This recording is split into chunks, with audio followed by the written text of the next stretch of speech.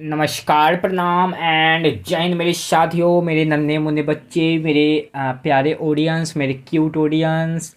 आप लोगों का बहुत बहुत बहुत धन्यवाद। आप लोगों की वजह से आज मैं बहुत खुश हूँ। और खुशी का कारण भी है कि आज मेरा 1000 सब्सक्राइबर कंप्लीट हो गया। बहुत कम समय में आप लोग 1000 सब्सक्राइबर कंप्लीट कर दिए। हमें यह जानकर बहुत खुशी हुई। तो हमारा सामान्य ज्ञान का हमारा पढ़ाने का तरीका आपको इतना पसंद आया कि आप लोगों ने बहुत कम समय में 1000 सब्सक्राइबर कंप्लीट कर दिया। उम्मीद करते हैं कि आगे भी इस तरह से प्यार बरसाते रहिएगा आप लोग। तो इसी खुशी में हम फिर आज 50 सामान्य ज्ञान प्रश्न लेकर के आए हैं। क्योंकि आज का दिन बहुत खास दिन है, मेरे लिए तो खास दिन है, मेरे लिए खास दिन है और आपके लिए भी खास दिन होना चाहिए, क्योंकि आज दीनदयाल उपाध्याय जी का जयंती भी है। तो चलिए, हम दीनदयाल उपाध्याय जी के जयंती के अवसर पर तो नहीं, लेकिन हाँ, कुछ सामान्य ज्ञान प्रश्न लेकर के आ गए हैं। तो आपका फिर से धन्यवाद, बहुत बहुत धन्यवाद, दिल से धन्यवाद, किडनी से धन्यवाद, अपने दिमाग से धन्यवाद। चलिए हम लोग आगे बढ़ते हैं सामान्य ज्ञान प्रश्न की ओर। तो इसमें कुल 50 प्रश्न रहेंगे, जो हर बार की तरह रहता है। और 50 प्रश्न में हम कुछ नया सिखा करके चले जाएंगे। इस बार जो बीपीएससी का एग्ज़ाम हुआ है उसमें ये क्वेश्चन सब पूछा गया है, तो वही सबसे संबंधित है। जिनका नहीं निकल पाया है या फिर जिनका जो एग्ज़ाम दिए हैं, घबराने की आवश्यकता नहीं है। एग्ज़ाम गया, एग्ज़ाम ही है ना। एग्ज़ाम हट गया, अच्छा गया, निकलेगा नहीं निकलेगा। तो चलिए हम लोग आगे बढ़ते हैं। तो रिजर्व बैंक की स्थापना कब हुई थी? तो रिजर्व बैंक की स्थापना 1 अप्रैल 1935 ईस्वी को की गई थी। रिजर्व बैंक का मुख्यालय कहाँ है? रिजर्व बैंक का मुख्यालय हमारा मुंबई में, इसका सही उत्तर हो जाएगा। रिजर्व बैंक का राष्ट्रीयकरण कब हुआ था? तो 1 जनवरी 1949 ईस्वी को रिजर्व बैंक की राष्ट्रीयकरण किया गया था। तो ये 3 प्रश्न रिजर्व बैंक से ही था। अब आगे बढ़ते हैं, अब असली प्रश्न है। भारत में सबसे पहले किस बैंक की स्थापना हुई थी? तब भारतीय बैंक ऑफ हिंदुस्तान। भारत का आयन निर्यात बैंक कौन सा है? तो एग्जिम जो है भारत का आयन निर्यात बैंक है। भारतीय रिजर्व बैंक का एक प्रमुख कार्य क्या है? शाखा मुद्रा पर नियंत्रण रखा। जो मुद्रा है, जो पैसा है, उस पैसे पर उसको क्या है, उसका हक है कि उस पैसे को हम नियंत्रण रखें और गलत जगह वो पैसा ना जाए, वो ग्राहक को ही पैसा मिले।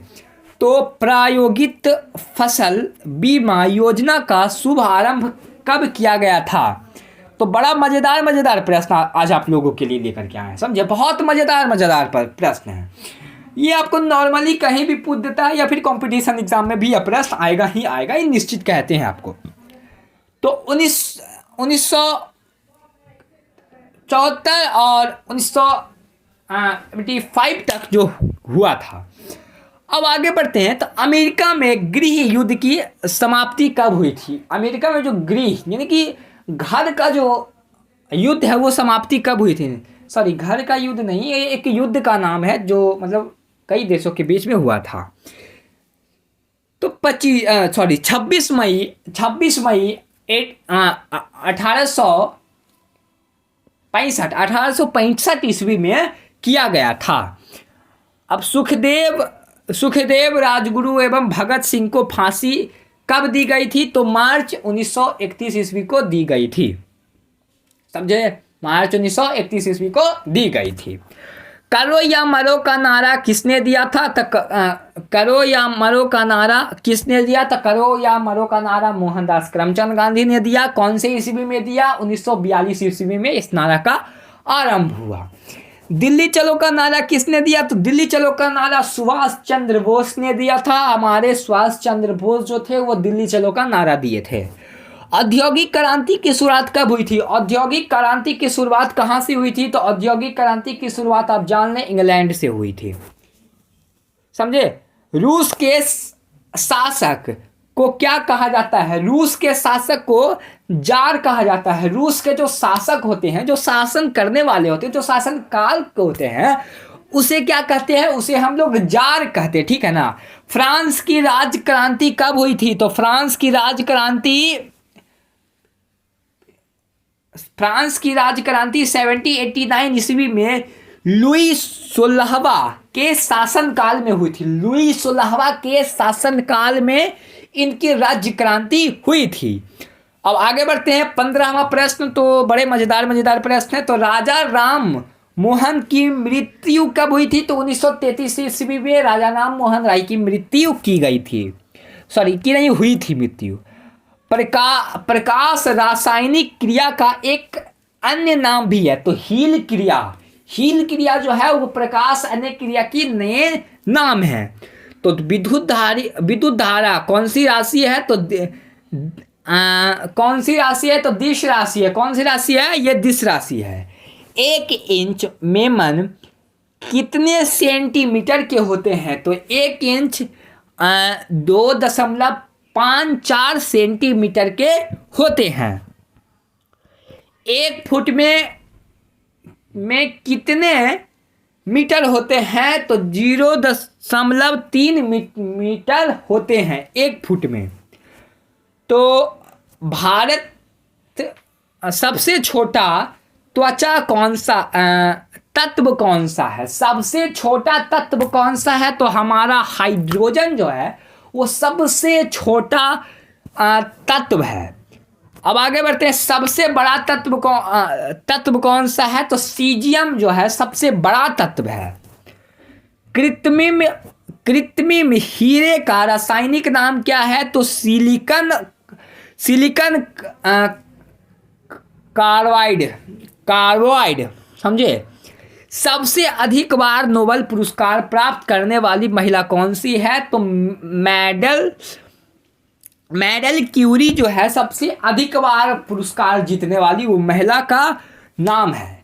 तो विश्व का पहला धर्म कौन सा है? तो विश्व का सबसे पहला धर्म सनातन धर्म है। सनातनी होने का हम यह गर्व करते हैं।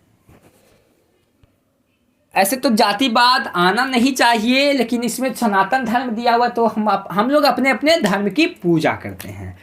चंद्रमा पर मानव भेजने वाला प्रथम देश कौन सा है? तो अमेरिका इसका सही उत्तर हो जाएगा। कृत्रिम उपग्रह को अंतरिक्ष में प्रक्षेपण करना वाला प्रथम देश कौन सा है? तो सोवियत संघ जो है ये करने वाला है। भौतिकी का पिता किसे कहा जाता है? तो भौतिकी के पिता न्यूटन, आइजैक न्यूटन को भौतिकी का पिता कहा जाता है। तो न्यूटन के गति के प्रथम नियम से किसकी परिभाषा में मिलती है? तो बल की परिभाषा न्यूटन के प्रथम गति से मिलती है। चाल किसके बराबर होता है? दूरी बटा समय के बराबर होता है। साबुन के घोल के बुलबुले बर्दे क्यों बनते हैं? ठीक है, उत्तर, जल से साबुन घोलने पर उसका पृष्ठ तनाव कम हो जाता है, इसके कारण होता है। क्षारीय रोग में कौन सा अंग प्रभावित होता है? तो फेफड़ा रोग क्षारीय रोग से प्रभावित होता है। जैन तीर्थकार पार्श्वनाथ का प्रतीक चिन्ह क्या है? तो सर्प जो है इसका प्रतीक चिन्ह है। तारापुर परमाणु केंद्र कहाँ है? तो महाराष्ट्र में स्थित है। विश्व में सबसे अधिक डाकघर किस देश में है? तो भारत में है। भारत में कितने ढक्कर घर हैं? तो 1.5 लाख। भारत की सबसे प्राचीन बंदरगाह कौन सा है? तो चेन्नई में जो बंदरगाह है वही है, ठीक है ना। भारत में सबसे बड़ा बंदरगाह कहाँ है? तो मुंबई में सबसे बड़ा बंदरगाह है। आगरा किस नदी के किनारे है? तो आगरा जो है यमुना नदी के तट पे है, ठीक है, यमुना नदी के तट पे है। कौन सा नदी भारत के केवल जम्मू एवं कश्मीर राज्य से होकर बहती है? तो सिंधु नदी जो है जम्मू एवं कश्मीर राज्य से होकर गुजरती है। कावेरी नदी कहाँ गिरती है? तो कावेरी नदी बंगाल की खाड़ी में गिरती है।